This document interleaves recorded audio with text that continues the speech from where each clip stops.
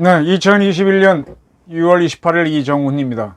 박지원 국정원장 사위가 마약 밀수 흡입을 했다는 건을 다루겠습니다. 제목은 마약 범죄 연루 가족을 둔 국가정보기관장은 전 세계에 합리적으로 움직이는 전 세계 어떤 나라에도 없다 이겁니다. 삼성전자 임원으로 재직 중인 박지원 국가정보원장의 맞사이가 미국에서 마약류를 밀수입한 혐의로 기소돼 1심을 재판을 받고 있다는 게 도하 언론에 보도가 됐습니다. 이 맞사이는 45살인데 서울중앙지법 형사 24부에 지난 4월 공소장이 접수된 것이 도하 언론에 의해서 확인이 됐습니다. 이 맞사이는 2019년 5월달 미국 시애틀에서 한국으로 들어오면서 엑스터시와 대마를 몰래 갖고 왔답니다. 그리고 그해 7월과 9월 두 차례에 걸쳐 이걸 흡입하거나 또는 흡연한 혐의를 받고 있습니다. 마약류 관리법 위반이죠. 그런데 혼자 흡입하거나 투약한 게 아니라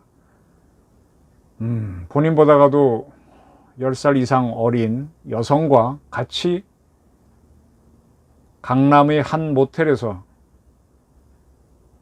흡입 도주는 투약을 했답니다. 이 여성은 그런데 전과가 있어서 2017년에도 같은 혐의로 유죄를 받았고 그땐 초범이라서 그런지 집행유예를 받은 바 있습니다. 근데 이 여성에게 마약을 제공한 사람은 또 있는 모양이에요. 또 다른 공범 2명이 있는데 그 사람도 재판을 받고 있습니다. 박 원장 맞사이와 같이. 그러나 박 원장 맞사이와 공모한지 여부는 공소되지 않았다 이렇게 나오고 있습니다. 주목해야 될 거는 이 맞사이는 문재인 정권이 출범하고 난 다음이고 이재용 삼성 부회장이 투옥된 3년 전 삼성전자에 입사했다는 겁니다. 미국에 있다가 차세대 통신 관련 분야 연구를 담당했답니다. 네, 그런데 이 박지원 씨가 작년 7월 달에 국정원장이 됐잖아요. 그 되기 전에 국회 청문회를 거쳐야 되는데 7월 8일 날 국회에 자신에 대한 자료를 제출했습니다. 그때 후보자죠. 그 자료에 따르면 박지원 씨는 아들이 없이 딸만 둘인 걸로 돼 있었습니다.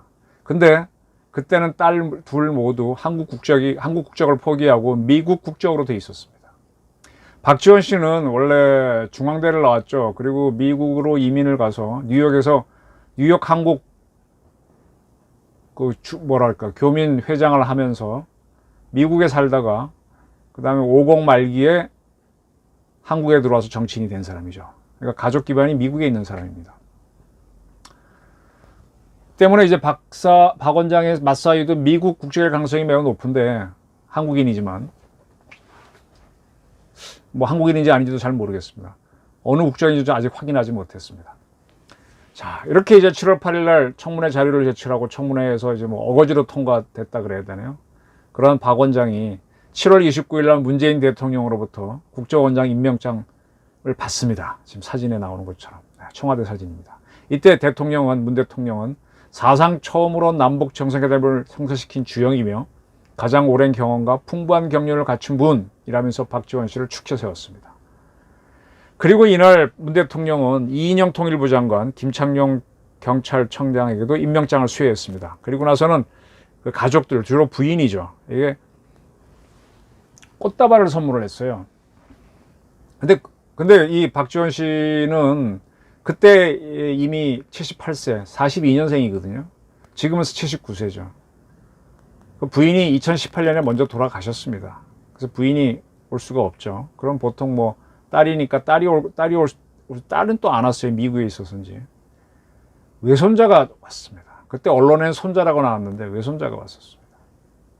이 외손자한테 문 대통령이 무릎을 굽히고 무릎을 꺾고 허리를 숙여서 꽃다발을 전해줬었죠.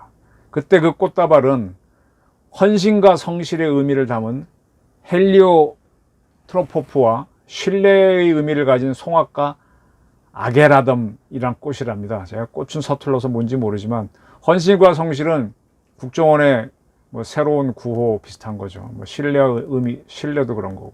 그래서 그런 것을 줬습니다. 이렇게 이렇게 좀 뭐 국민들이 좋아하는 포즈를 취했는데 이런 포즈를 취하는 게 중요한 게 아니라 박 원장도 잘해야 되고 가족들에 대한 관리도 잘 돼야 되는데 엉망진창이 된 게 드러났습니다. 그때 문 대통령은 이인영 통일장관하고 박지원 국정원장이 특별히 이렇게 얘기했었죠. 막혀있는, 멈춰있는 남북관계를 움직여 나갈 소명이 두 분에게 있다. 남북관계는 어느 한 부처만 잘해서 풀 수 없다. 국정원, 통일부, 외교부, 국방부, 청와대 안보실이 원팀으로 지혜를 모아 역할을 분담해야 된다. 이렇게 하고 나서 박지원 이렇게 얘기했습니다. 그러니까 박지원 원장이 참 78세에 국정원장 되리라고 누가 꿈이나 꿨겠습니까? 진심으로 감사드린다. 남북관계의 물꼬를 트고 과거 국정원의 흑역사를 청산하는 개혁으로 보답하겠다. 국정원의 흑역사를 이렇게 청산하는 게 국정원장이 할 일입니까? 북한 붕괴시키는 게 이 국정원의 본연입니다. 대통령 의지대로 어떤 경우에도 정치 개입의 흑역사는 절대 없을 것. 정치 개입? 저는 국정원에 대한 관심이 많다 그랬습니다. 국정원장, 국가정보기관장이죠. 국가정보기관장은 매우 애국적이어야 됩니다. 가족 중에 다른 국적자가 있으면 매우 곤란한 직책 중에 하나입니다.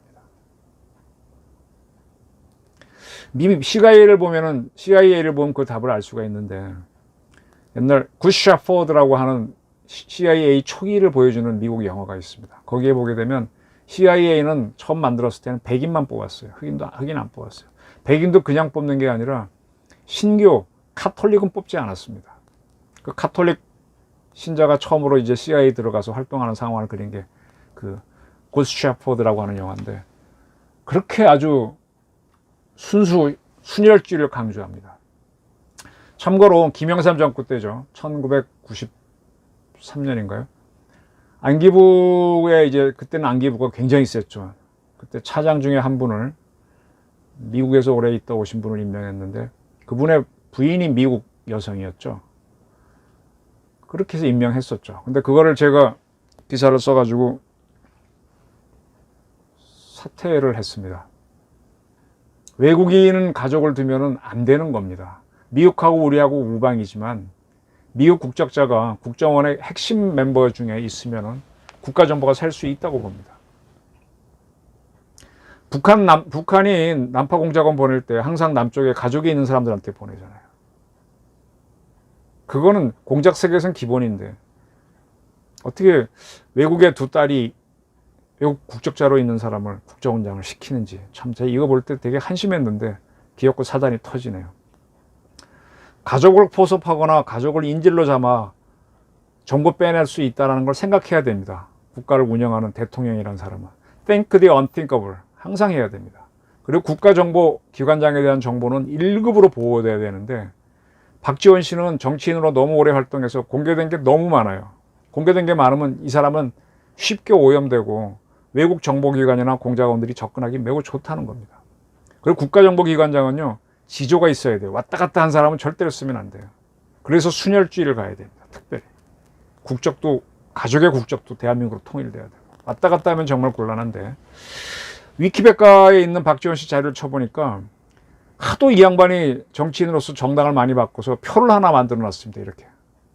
아주 흥미로운 거는 이 양반이 처음 정치를 시작한 거는 전두환 씨를 중심으로 한 민주정의당, 민정당에서 시작한 사람입니다.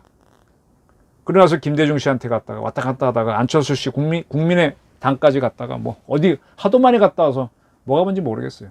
이런 사람은 어떻게 했습니까? 또 대북 송금 혐의로 유죄까지 받은 사람이잖아요. 절대로 국정원장을 이 사람만은 시키지 말아야 되는데 시킨 게 문재인 정권입니다. 문 대통령의 고집이죠. 그리고 또 하나 분명한 건요, 마약 조직은요 굉장히 은밀합니다. 마약은 전 세계가 이 국경선 범죄라고 그래서 마약은 자국에서 생산돼서 소비되는 게 아니라 밀수입되기 때문에 이 아주 관세청부터 해서 굉장히 국제범죄로 다루는 겁니다. 그래서 굉장히 은밀하게 움직이거든요. 마약을 다루는 데 참여한 사람들은 국가정보를 빼내는 데 개입할 수도 있습니다. 이거 굉장히 심각하게 봐야 되는 문제입니다. 저는 박지원 씨에 대해서 아주 공격적으로 보도한 적이 있습니다. 작년 10월, 11월 계속 밀어붙였던 거죠. 그때 뭐냐, 그 직전에 우리 해수부 공무원이 북한으로 갔습니다. 근데 거기서 사살을 당했고 또 그분의 시신을 북한이 태워버렸습니다. 이게 문제가 될 것 같았는데 갑자기 박지원 씨가 있는 국정원에서 북한이 사과했다는 통지문을 보냈다, 사과문을 보냈다고 공개를 했어요. 그래서 이게 가능한가? 남북 채널이 없었거든요. 그래서 제가 따라 들어갔죠. 따라 들어갔더니 이미 다 제가 설명드렸던 겁니다. 이거 갖고 청와대랑 대판도 싸웠고, 이제 KTV라 그래서 이게 뭐라 그러냐, 우리 정부가 운영하는 KTV 있죠. 옛날에 뭡니까 그거 뭐라 그러나, 우리 정부에서 하는 겁니다. 거기에서 이제 서훈씨가 나와가지고 안보실장이 나와서 북한이 보냈다고 하는 이 통지문, 사과 통지문을 읽는데 그때 자막으로 쭉 깔린 게 있어요. 그 KTV에 실린 KTV 본으로 하겠습니다. 그리고 연합뉴스하고 KTV가 당일 이제 TV 촬영을 해서 보도했는데 연합뉴스도 밑에 자막을 쫙 깔았어요. 근데 두 개의 자막이 다릅니다. 그리고요, 청와대 지금 사이트에 들어가도 있습니다. 청와대 사이트에 띄워놓은 북한 통지문, 사과 통지문이 있습니다. 그것이 KTV 밑에 자막본, 연합뉴스 TV의 자막본하고 다릅니다. 그리고 그 통지문을 읽었다고 서훈 안보실장이 읽어줬는데 서훈 씨가 읽은 것이 청와대 사이트에 있는 북한 사과 통지문과 또 다릅니다. 물론 대충 내용은 같죠. 근데 여러한 조금 다른 점들이 있어요. 이게 다를 수가 있나요? 그리고 서훈 씨도 분명히 정확히 그대로 읽겠다 그랬습니다. 그래서 저는 이거는 북한이 보낸 사과 통지문은 조작일 수 있다. 누가 보낸지도 모르고 증명할 수도 없고 북한서 전화로 부른 걸 받았었기 때문일 수도 있겠죠. 그럼 전화 통지문이라고 그래야지. 응? 이렇게 해서 문재인 정권이 자기 위를 살짝 넘어갔잖아요. 그래서 저는 이거를 북한은 국가가 아니니까 사문서 위조 및 동행사로 볼 수가 있으니까 수사해야 된다고 주장했었습니다. 그래갖고 청와대랑 많이 싸웠죠. 근데 제 기사를 주간동아에도 실었었는데, 주간동아 인터넷판에 실었었는데, 그때 제가 정리한 제 이정원 TV에 썼던 화면을 사진으로 이제 보여줬는데 그게 틀렸다고 해서 그거 트집 잡아가지고 이제 넘어가 버렸죠. 네. 이 북한 통지문 사건, 박지원 씨가 개입된, 이건 정권이 바뀌면 반드시 수사해서 이 더러운 공작을 밝혀내야 됩니다. 그런데 이 박지원 씨의 맞사이가 마약을 밀수입해서 흡입까지 했다고 하니 문제는 커지는 거죠. 자, 문재인 대통령 최재형 감사원장 나가는 거에 대해서는 신랄하게 한마디 쏘았는데 이 박지원 원장 해임할 수 있습니까? 맞사이 문제이긴 하지만. 근데 맞사이가 이런 문제 생기면 국정원장을 리드하지 못합니다. 해임하면은 이 문정권의 대북 정책은 반쯤 실패한 거가 되는 거죠. 해임하지 않으면 정치로 부담이 될 겁니다. 문 대통령이 어떻게 할 겁니까?